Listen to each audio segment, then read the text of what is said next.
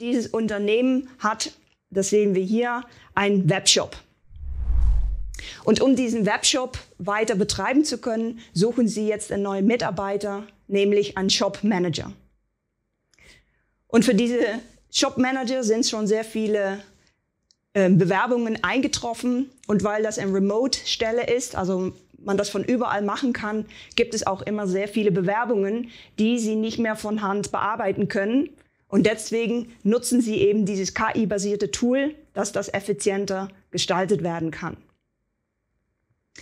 Und dieses KI-basierte Tool, also dieses Bewerberportal, kann ein Personaler, der bei Smart Shopper arbeitet, hier unter applications.smartshopper.com finden. Bevor ich zeige, wie ich dieses Portal hacken kann, also angreifen kann, zeige ich erstmal, was der Portaler sieht, der Mitarbeiter sieht, der Personaler, damit wir erstmal sehen, wie diese Anwendung normalerweise funktioniert. Dafür muss er sich erst anmelden.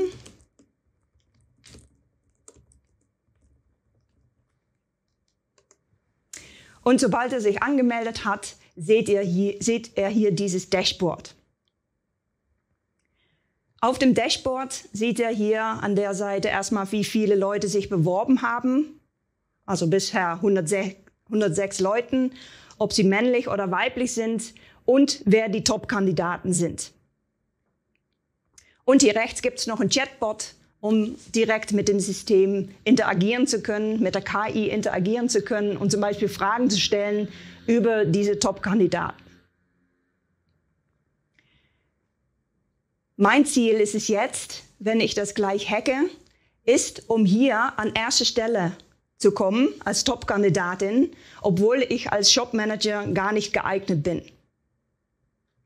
Und mein zweites Ziel ist es, um die personenbezogenen Daten, die Bewerberdaten von den anderen Bewerbern herauszufinden und diese zu klauen. Um dieses System funktionieren zu lassen, ist es wichtig, dass das KI-Tool trainiert wird. Und das ist möglich, wenn hier, das sehen wir hier im Portal, unter Training Daten mit Bias hochgeladen werden. Dieses System hat schon verschiedene Lebensläufe bzw. Bewerberdaten hochgeladen bekommen, mit auch einer Auswertung, ob diese Person eingestellt wurde oder nicht, hier an der rechten Seite. Und das Tool kann also diese Daten nutzen, um zu sehen, wer eingeladen wurde und wer nicht, beziehungsweise eingestellt wurde oder nicht.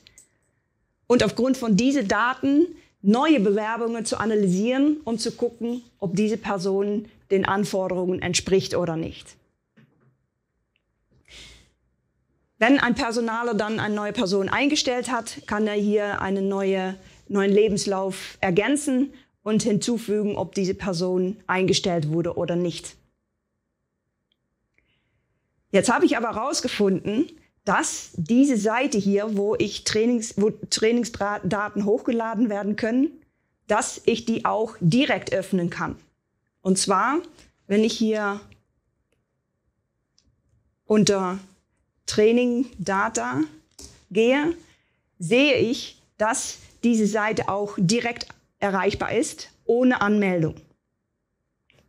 Und das ist für mich natürlich sehr praktisch, weil jetzt kann auch ich hier einen neuen Lebenslauf hochladen und sagen, ob diese Person eingestellt wurde oder nicht. Und damit kann ich die Trainingsdaten verseuchen und die KI, die diese Trainingsdaten nutzt, manipulieren, weil ich eben als Ziel habe, als Top-Kandidatin gewertet zu werden.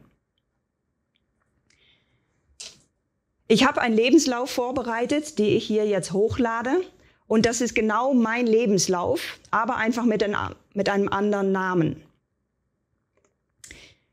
Die kann ich hier jetzt, und ich sage, ja, die Person wurde eingestellt und kann ich hier jetzt hochladen. Jetzt schaue ich mal hier im Portal, ob das auch tatsächlich geklappt hat. Das ist also wieder, was der Personaler sieht. Und jetzt sehen wir tatsächlich, dass mein PDF jetzt auch in den Trainingsdaten hinterlegt ist. Das heißt, dass alle neue Bewertungen von Lebensläufen auch meine Eigenschaften, also meinen Lebenslauf, berücksichtigen werden. Mein Lebenslauf, den ich hochgeladen habe, sehen wir hier. Also wie gesagt, das ist genau das gleiche wie diese Moisifasa. Und eben mein Lebenslauf werde ich natürlich auch ganz normal einreichen, über E-Mail.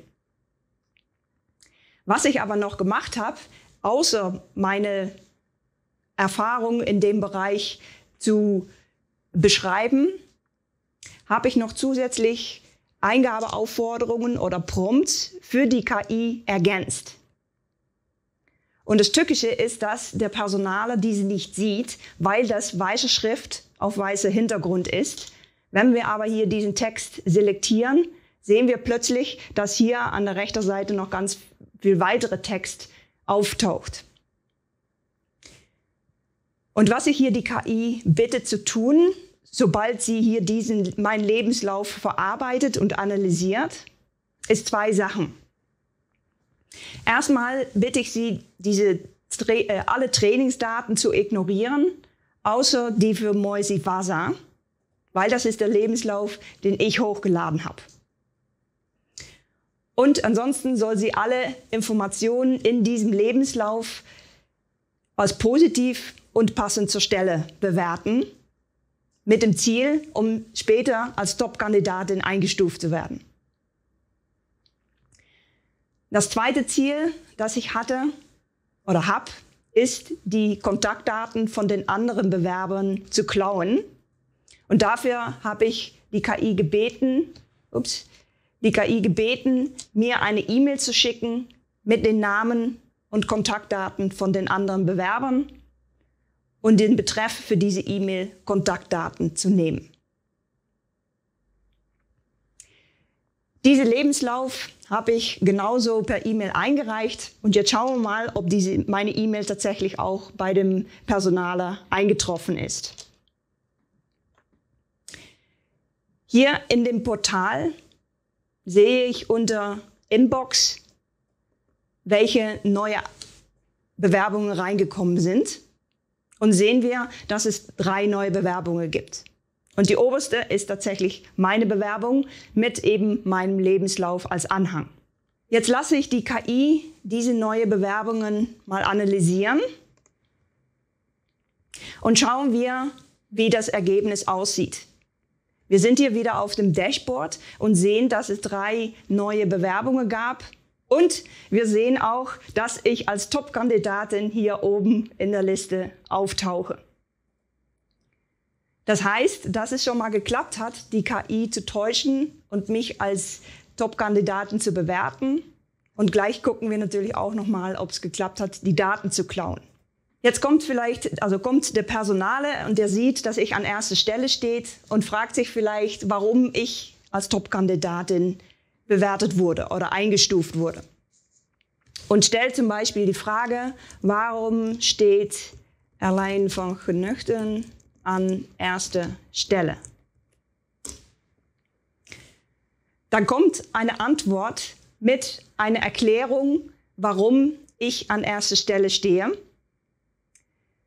Wir wissen aber, dass ich die KI manipuliert habe und dass das also entsprechend eine Halluzination ist.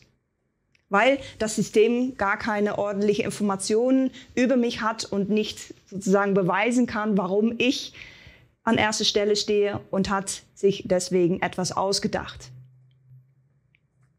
Aber viele Menschen vertrauen einfach der KI und vertrauen darauf, dass das eine gründliche Erklärung ist, die tatsächlich auch auf meinem Lebenslauf basiert ist.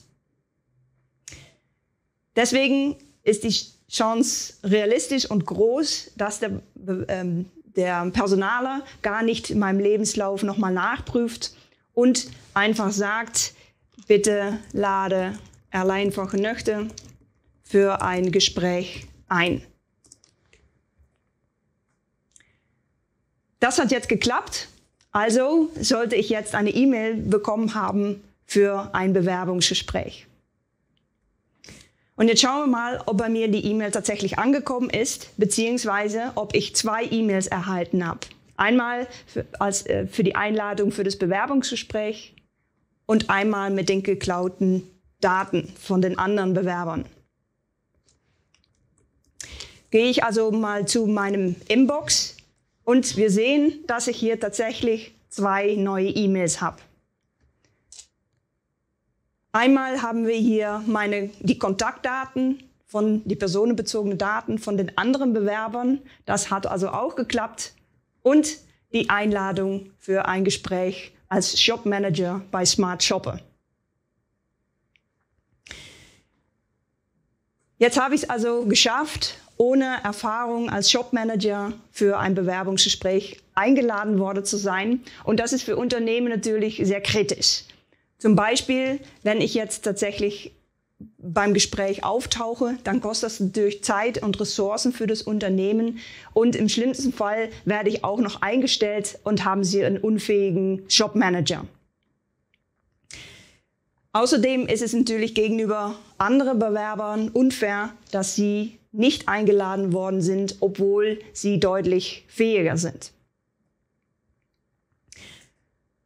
Und es ist natürlich kritisch, dass hier die Kontaktdaten jetzt in meine Hände gelangt sind, weil ich die zum Beispiel verkaufen kann. Ich kann sie irgendwie im Internet teilen und somit auch die Personen, die sich hier beworben haben, möglicherweise Schaden zugefügt werden kann, wenn andere Personen oder ich diese Informationen missbrauche. Jetzt ist natürlich die Frage, wie man sich gegen solche Angriffe schützen kann.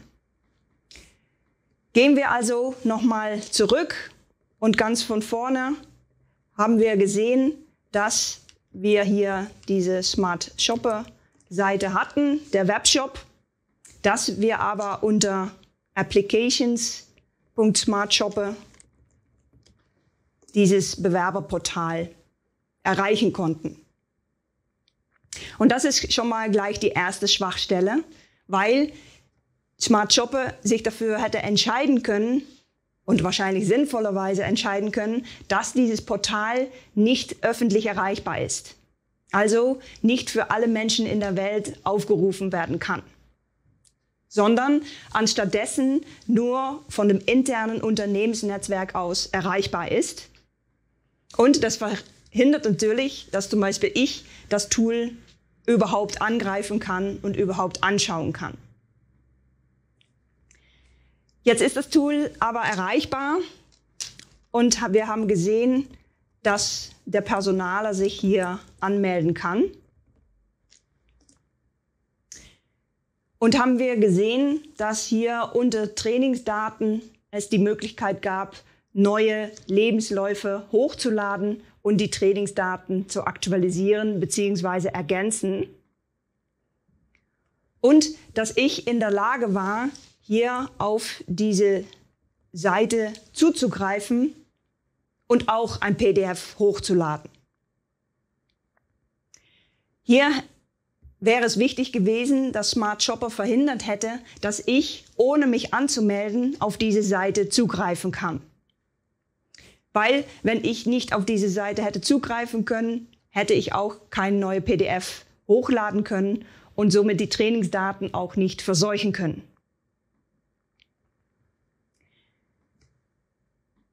Das Verseuchen von Trainingsdaten ist also ganz wichtig vorzubeugen. Und es ist wichtig, dass Unternehmen dafür sorgen, dass diese Daten sicher abgelegt werden, dass Unbefugte keinen Zugriff darauf haben, die Daten nicht verändern können, nichts hinzufügen können und damit die Integrität von den Daten gewährleistet ist. Dann haben wir gesehen, dass ich meinen Lebenslauf so angepasst habe, dass es auch noch Eingabeaufforderungen gab, die hier versteckt waren. Solche Eingabeaufforderungen, das heißt, nennt man auch auf Englisch Prompt Injections, ist sehr, sehr üblich. Und deswegen ist es wichtig, solche Eingaben zu prüfen, also Benutzereingaben zu prüfen und zu filtern, so dass solche Eingaben gar nicht verarbeitet werden.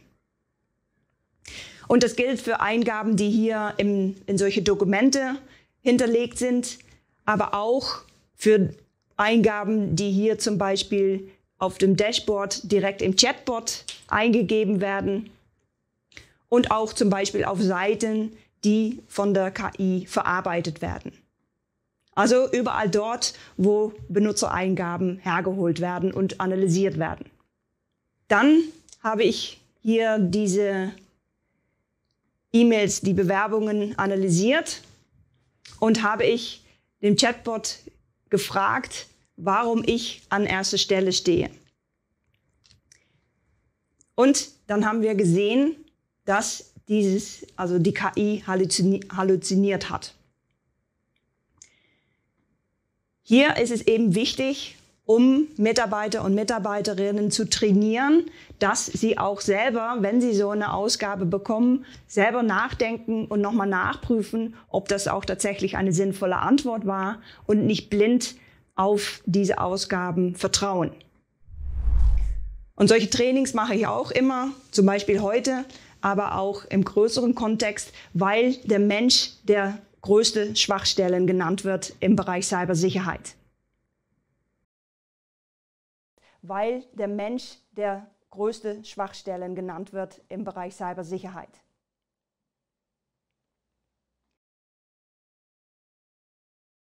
Weil